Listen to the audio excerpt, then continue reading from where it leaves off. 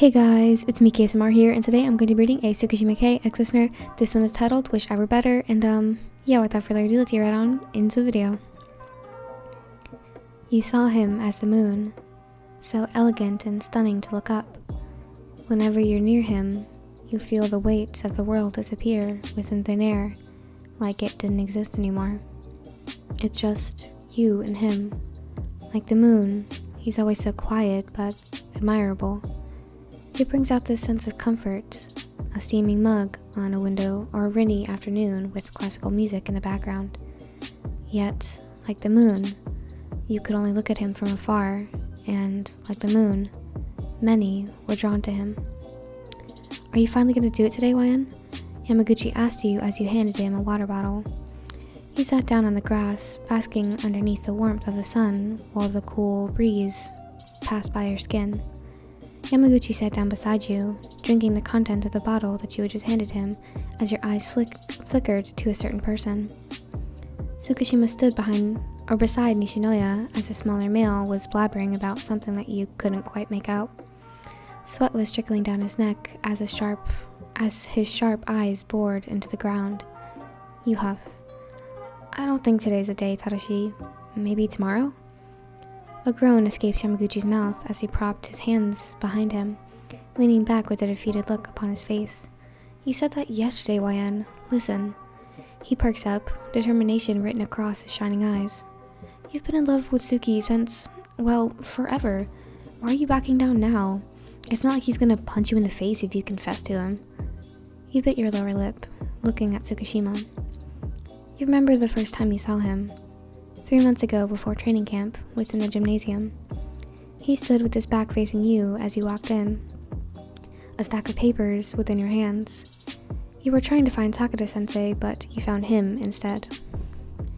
He was as radiant as the sparkles upon the sea underneath the setting sun, the smell of cinnamon that takes you back home.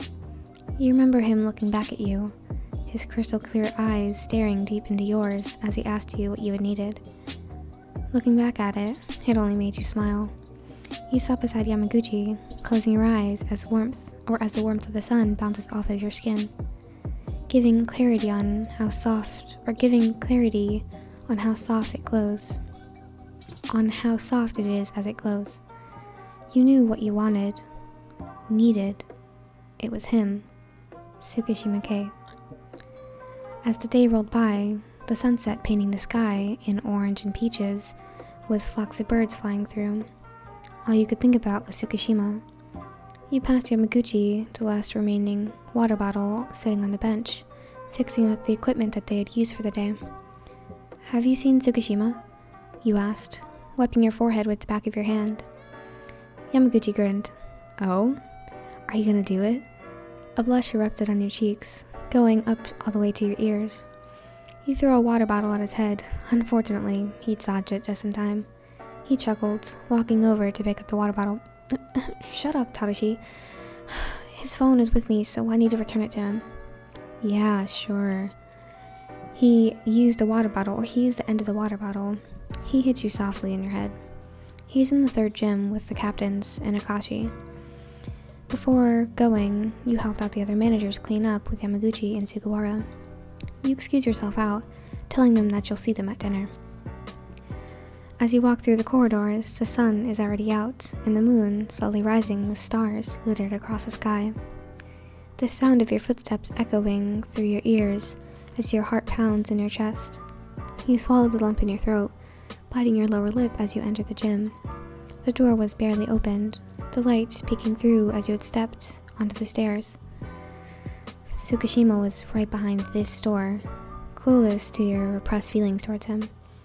You sighed, placing a hand to your chest as you calmed yourself down. You were shaking as you outstretched your arm, grabbing the door to pull it open. The sound of the volleyball hitting the wooden floor flooded into your ears. The shoe squeaking, making you almost feel irritated as you looked up.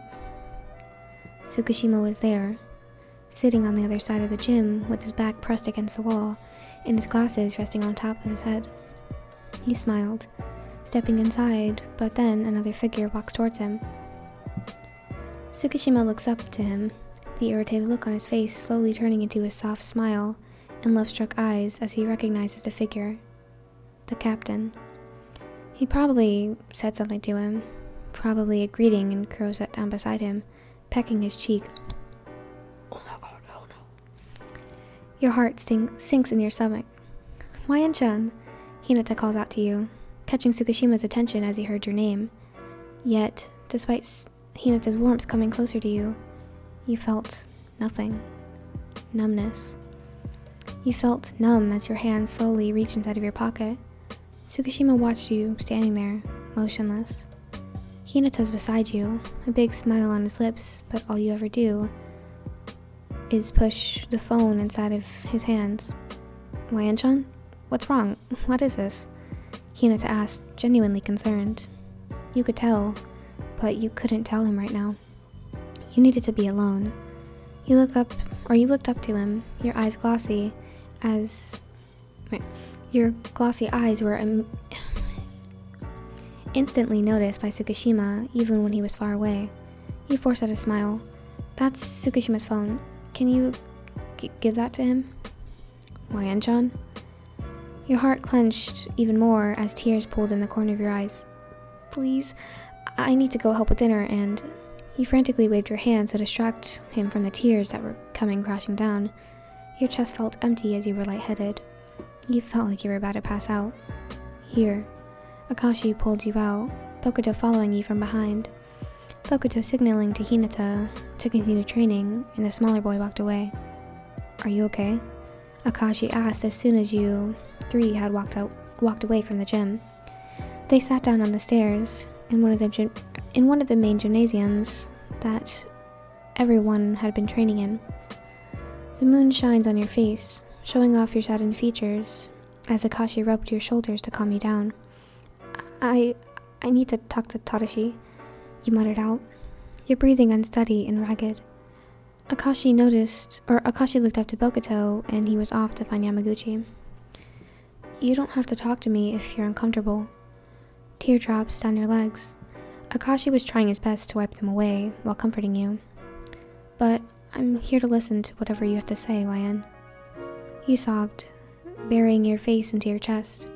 He stiffened for a moment before wrapping his arms around you, soothingly rubbing your back as he murmured assuring things to you. Shortly after, Yamaguchi had ran away or had come running towards you. He knelt down in front of you, placing a hand on top of yours, and you look up towards him. Hey, he said softly as he cupped your cheeks, wiping the tears away. You skipped dinner that night, Akashi, Bokuto, and Yamaguchi staying with you past curfew to make sure that you were okay. You had already fallen asleep in Yamaguchi's arms as he had carried you towards the manager's quarters. Kyoko and Yachi greeted him there, saying that they were worried sick for you because they hadn't seen you since dinner. As Yamaguchi placed you down on your comforter, he kissed your forehead and walked out. Yamaguchi. He froze, clenching his hands into fists. Tsukishima was behind him, both of his hands deep in his pockets, or the pockets of his hoodie. Yamaguchi turned around, rage evident in his eyes as he stared at Tsukishima. Is Wayan okay? Tsukishima asked. Yamaguchi blinked, the question hitting him more than it should have.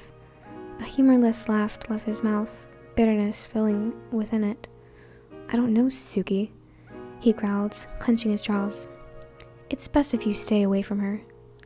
Tsukishima's eyes widened as Yamaguchi glared at him. Tsukishima tilted his head to the side. What? He felt like laughing.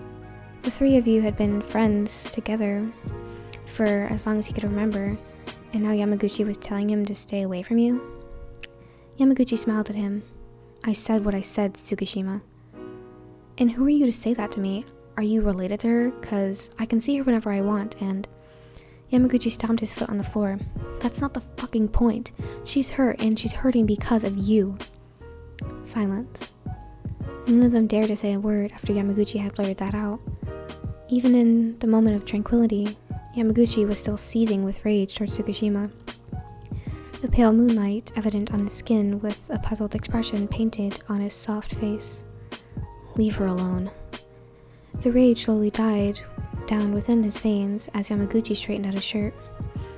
Don't make it go to the point where she starts hating you when all she ever wanted was to love you.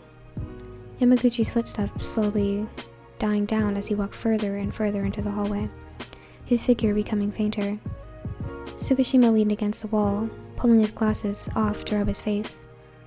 Conflicted. Tsukishima is conflicted. The training camp ends and though the remaining days, Tsukishima was tired and all he could do was strike up a conversation with you, but he's always getting blocked by either Akashi, Bokuto, or Yamaguchi. Even Kyoko and Yachi didn't want him going near you at the barbecue party. You stand in front of Akashi and Bokuto, a small smile on your lips as Akashi writes his number down on your phone while Bokuto pats your head. You can call me or Akashi, Moyen-san, Bokuto said as Akashi handed you back your phone. Tsukishima watches from beside Tanaka as Bokuto gives you a final hug, Akashi pulling him away because you were almost turning blue.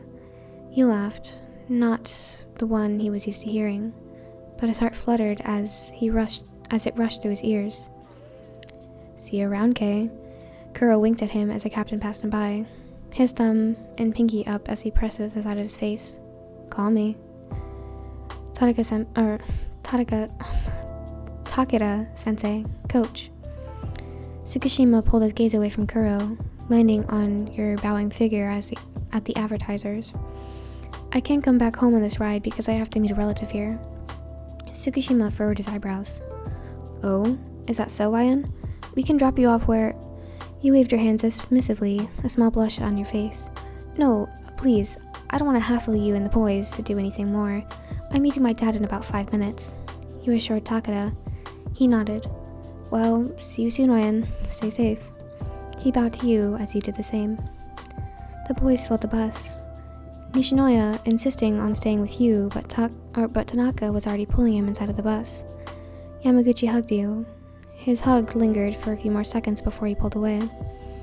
Tsukishima clenched his jaw, looking away from you as you and Yamaguchi had exchanged a few words before he placed a kiss on your forehead. Tsukishima?